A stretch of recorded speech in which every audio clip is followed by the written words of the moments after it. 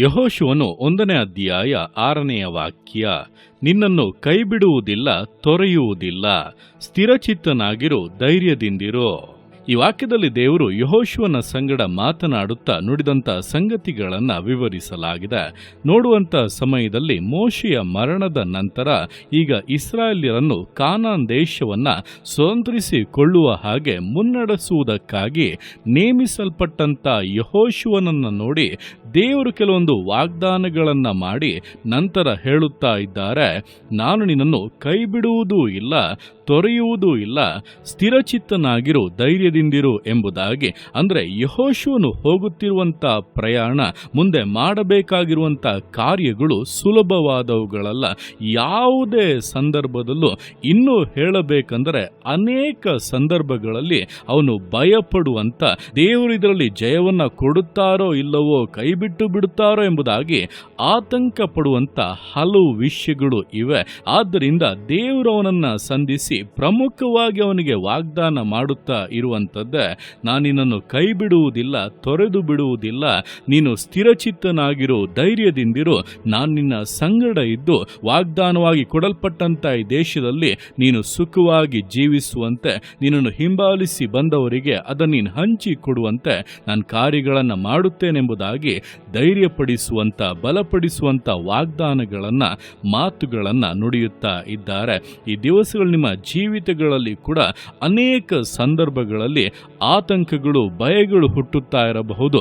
ಮುಂದೆ ಎದುರಾಗುವಂಥ ವಿಷಯಗಳನ್ನು ಯೋಚಿಸುವಾಗ, ನೀವು ಹೋಗಬೇಕಂತ ಪ್ರಯಾಣಗಳನ್ನು ಯೋಚಿಸುವಾಗ, ಪರಿಸ್ಥಿತಿಗಳನ್ನು ನೋಡುವಾಗ, ಜಯಗಳನ್ನು ಹೊಂದುತ್ತೇನೋ ಇಲ್ಲವೋ, ಈ ವಿಷಯಗಳು ಸಫಲವಾಗುತ್ತದೋ ಇಲ್ಲವೋ, ನನಗಿಂತ ಬಲವಾಗಿದೆ, ನನಗಿಂತ ಬಲಿಷ್ಠವಾಗಿದೆ, ನನಗೆ ಇದರಲ್ಲಿ ಸಾಮರ್ಥ್ಯ ಇಲ್ಲ, ಬಲ ಇಲ್ಲ, ಹೇಗೆ ಒಬ್ಬಂಟಿಯಾಗಿ ನಿಂತಿದ್ದೇನೆಂಬುದಾಗಿ ಹಲವು ಕಾರ್ಯಗಳ ಚಿಂತೆಗಳು ನಿಮ್ಮನ್ನು ಆವರಿಸಿಕೊಳ್ಳುತ್ತಾ ಇರುವುದಾದರೆ ದೇವರು ನಿಮ್ಮನ್ನು ನೋಡಿ ಹೇಳುತ್ತಾ ಇದ್ದಾರೆ, ಮಗನೇ, ಮಗಳೇ, ಭಯಪಡಬೇಡ. ಎಂತಹ ವಿಷಯವೇ ಬಂದರೂ ನೀನು ಅದರ ಮೇಲೆ ಜಯ ಹೊಂದುವಂತೆ, ನೀನು ಜಯಶಾಲಿಯಾಗಿ ಸಂತೋಷವಾಗಿ ನೀನು ಹೊಂದಬೇಕಾಗಿರುವುದನ್ನು ಹೊಂದುವಂತೆ ನಾನು ನಿನ್ನ ಸಂಗಡ ಇರುತ್ತೇನೆ. ನಾನು ನಿನ್ನನ್ನು ಕರೆದಂಥ ದೇವರು, ನಿನ್ನನ್ನು ಉದ್ಧರಿಸುವಂಥ ದೇವರು, ವಾಗ್ದಾನಗಳನ್ನು ಪರಿಪೂರ್ಣಗೊಳಿಸುವಂಥ ದೇವರು. ನಾನು ನಿನ್ನನ್ನು ಕೈ ಬಿಡುವುದೂ ಇಲ್ಲ, ತೊರೆದು ಬಿಡುವುದಿಲ್ಲ. ಆದ್ದರಿಂದ ಸ್ಥಿರಚಿತ್ತನಾಗಿರು, ಧೈರ್ಯದಿಂದಿರು, ನಾನು ನಿನ್ನ ಸಂಗಡ ಇದ್ದೇ ಇರುತ್ತೇನೆಂಬುದಾಗಿ ಬಲಪಡಿಸುತ್ತಾ ಇದ್ದಾರೆ. ಆದ್ದರಿಂದ ಸೋತು ಹೋಗಬೇಡಿ. ಸರ್ವವನ್ನು ಉಂಟು ಮಾಡಿದಂಥ, ಸಕಲವನ್ನು ತನ್ನ ಕೈಗಳಲ್ಲಿ ಇಟ್ಟುಕೊಂಡಿರುವಂಥ, ಎಲ್ಲದರ ಮೇಲೆ ಅಧಿಕಾರವನ್ನು ಹೊಂದಿರುವಂಥ ಕರ್ತಾದಿ ಕರ್ತನು ನಿಮ್ಮ ಸಂಗಡ ಇರುವುದರಿಂದ, ನಿಮಗಾಗಿ ಯುದ್ಧ ಮಾಡುವುದರಿಂದ, ನಿಮಗಾಗಿ ಅನುಕೂಲವಾಗಿ ವಿಷಯಗಳನ್ನು ಬದಲಾಯಿಸುವುದರಿಂದ ಯಾವ ವಿಷಯವಾಗಿಯೂ ಚಿಂತಿಸಬೇಡಿ. ಆತ ನಿಮ್ಮನ್ನು ಯಾವ ವಿಷಯಕ್ಕಾಗಿ ಪ್ರಾರಂಭಿಸಿದ್ದಾನೋ ಆ ವಿಷಯವನ್ನು ನೆರವೇರಿಸುವವರೆಗೂ ಆತ ನಿಮ್ಮನ್ನು ಬಿಟ್ಟು ಬಿಡುವುದಿಲ್ಲ. ನೀವು ಎಂದಿಗೂ ಕೂಡ ಕೈ ಬಿಡಲ್ಪಡುವುದಿಲ್ಲ, ಆಶಾಭಂಗಕ್ಕೆ ಗುರಿಯಾಗುವುದಿಲ್ಲ. ಆದ್ದರಿಂದ ಧೈರ್ಯವಾಗಿರಿ.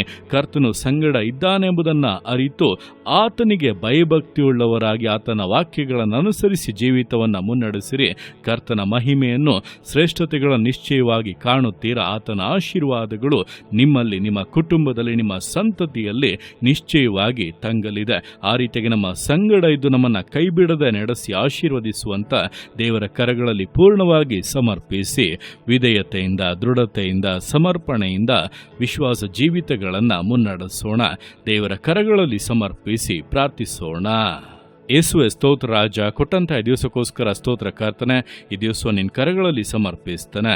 ಪ್ರತಿಯೊಂದು ಜೀವಿತಗಳನ್ನು ನೀನು ಆಳ್ವಿಕೆ ಮಾಡು, ಬಲಪಡಿಸು ಕರ್ತನೆ.